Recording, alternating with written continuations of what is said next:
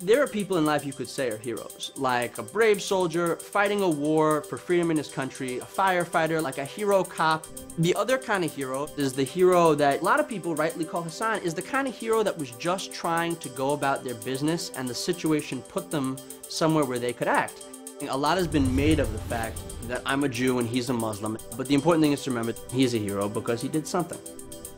New York is a huge place. It's like a diverse melting pot. It's not in any way like a dangerous place.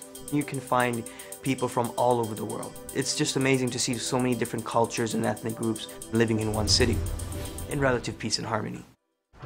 Most people, when they think about the New York subway, then there's this culture of, you know, if it's not my problem, why should I bother? That's not the way I grew up. Where I grew up, you know, if you see someone in trouble, you're gonna go and help.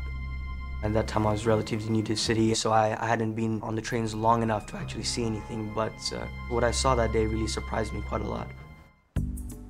My best friend, my girlfriend, and another lady friend of ours, we were out celebrating the second night of Hanukkah. I was working at that time as a waiter. I was doing deliveries, and I was doing waiting at the same time, so it was really, really tiring. I just wanted to go back home and get some sleep. And right off the bat, there was just a group of people being loud and kind of rambunctious. I wasn't particularly worried at the time first, and I thought that maybe a bunch of kids being a little drunk, but I didn't really think that anything was really going to happen. Friday night in New York, I would be very hard-pressed to find train lines leaving Manhattan around the time of midnight without large drunken groups of kids. We were taking the Q train home, and when we got on the train, we said to the car, Happy Hanukkah. This loud group of people, when they heard, him say Happy Hanukkah, they seemed to be offended by it. Their whole party was about 16 kids, about 8 guys and about 6 girls. One guy came across and he said, that's when the Jews killed Jesus, and then the train doors closed.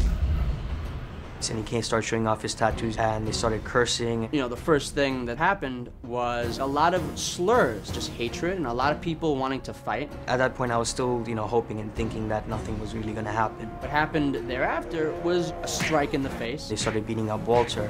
And it was a big group of people just sitting there, like watching this happen for about 2 minutes doing nothing. One of the male from their group actually came up to Angelica. He spat in her face, and he lifted up his hand like he was going to strike her. And at that point, something in me really snapped, and I was like, I can't let this happen. I went up and I grabbed him, I was like, what the hell, are you guys crazy? And 6 guys came and grabbed me and slammed me against the train wall, and then they started beating on me. Hassan getting involved allowed me to run to the back of the car and to yank an emergency brake. Now after that, the train went dark, which really not only saved his life, but I think mine too. The cops had really closed down the car and had us and the girls just start pointing to people that we thought were our assailants. When I first noticed Hassan was the police had him in handcuffs. When the officer put the handcuffs on me, I was just thinking, oh my God, now I'm gonna have to go to jail. This is my first 3 weeks in New York.